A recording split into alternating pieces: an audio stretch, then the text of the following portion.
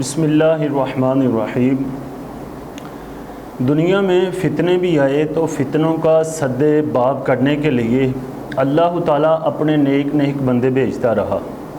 کبھی بادشاہی کی شکل میں اللہ تعالیٰ نے مرد مجاہد کو بھیجا تو درویشی کی صورت میں بھیجا، یعنی کبھی صلاح الدین ایوبی کو بھیجا تو کبھی غوث پاک رضی اللہ عنہ کو بھیجا۔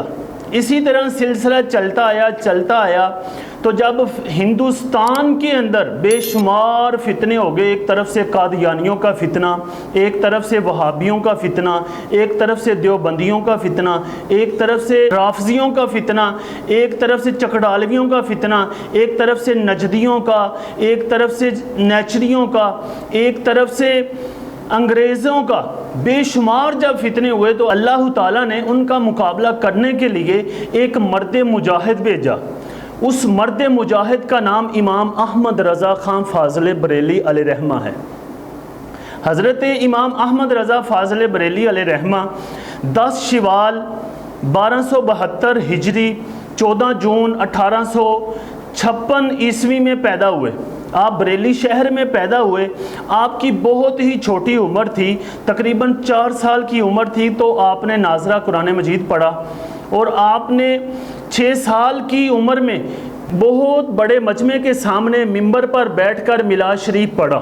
یعنی نبی علیہ السلام سے اتنی محبت تھی کہ چھوٹی سی عمر میں آپ نے میلاد بیان کر دیا، یعنی نبی علیہ السلام کی شان بیان کر دی۔ میلاد کا یہی مطلب ہوتا ہے کہ جس کے اندر نبی علیہ السلام کا ذکر کیا جائے اور نبی علیہ السلام کی شان کو بیان کیا جائے۔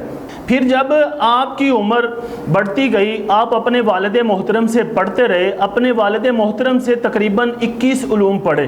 کسی نے کہا آپ کے پاس 58 علوم تھے، تو کسی نے کہا 120 تھے۔ اگر کسی نے بہت تحقیق کی اور بہت علم حاصل کیا تو کسی نے کہا کہ 560 علوم تھے۔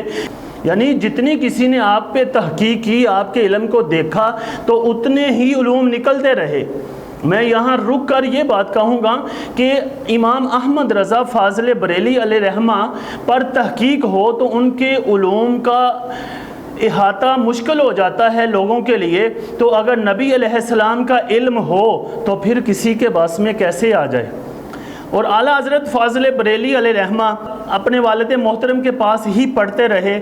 13 سال 10 مہینے 5 دن 14 شوال 1286 ہجری کو آپ مفتی بنے۔ آپ نے ردات کا مسئلہ لکھا۔ سب سے پہلے جب آپ نے مسئلہ لکھ کر اپنے والد محترم کو دیا، جب آپ نے دیکھا کہ میرے بیٹے کے اندر یہ صلاحیت ہے، تو فتویٰ دیکھتے ہی جب تعلیم مکمل ہوئی تو ان کو مسند افتاء پر بٹھا دیا اور کہا کہ بیٹا آج کے بعد آپ نے اس مسند کو سنبھالنا ہے۔ پھر امام احمد رضا فاضل بریلی علیہ رحمہ نے تقریباً 50 سال اس مسند افتاء پر بیٹھ کر دین کی خدمت کی۔ پھر آپ کے جو مرشد گرامی ہیں وہ ہیں مولانا آل رسول علیہ رحمہ۔ آپ نے کچھ علوم ابو الحسن نوری علیہ رحمہ سے بھی حاصل کیے، لیکن کچھ زیادہ تر علوم آپ نے خود ہی حاصل کیے تھے۔ اور پھر آپ کا علم اتنا تھا کہ عرب کے علماء آپ کے پاس آ کر سند حاصل کرتے تھے، بلکہ آپ کے پاس آ کر علم بھی حاصل کرتے تھے۔ آپ کے خاصوں میں سے خاصہ، یعنی ہر ایک کا کچھ نہ کچھ خاصہ ہوتا ہے، جو آپ کا سب سے بڑا خاصہ تھا یعنی امام احمد رضا کا، وہ عشق رسول تھا، یعنی نبی علیہ السلام کا عشق تھا۔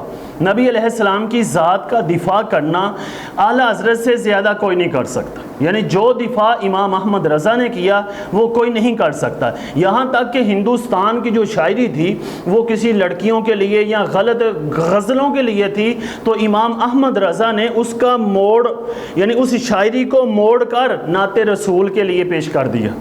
تو اعلیٰ حضرت کی شاعری بھی بہت مشہور ہے، حتیٰ کہ کوثر نیازی کہتا ہے تمام دنیا کی نعتیں جمع کر لی جائیں اور امام احمد رضا کا جو سلام ہے مصطفیٰ جانے رحمت پہ لاکھوں سلام، وہ باری ہے۔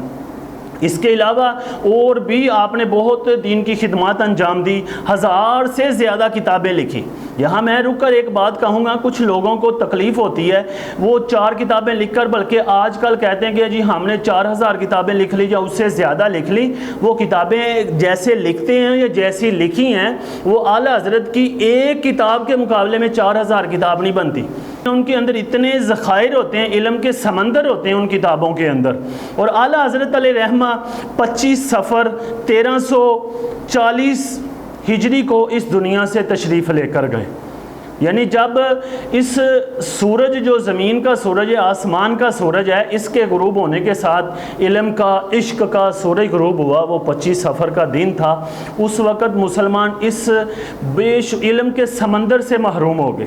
اللہ تعالی ہمیں امام احمد رضا فاضل بریلی علیہ رحمہ کی زندگی سے سبق حاصل کرنے کی توفیق عطا فرمائے، اور ان جیسا تو نہیں انسان بن سکتا لیکن ان کے نقش قدم پہ چلائے. اللہ تعالی عمل کی توفیق عطا فرمائے.